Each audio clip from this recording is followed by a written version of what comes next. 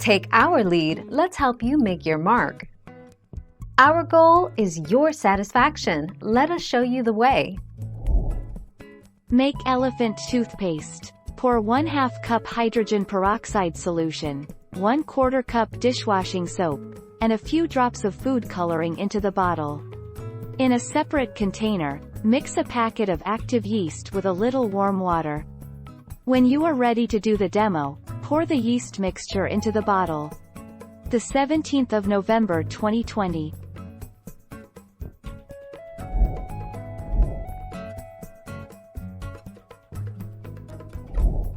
Take our lead.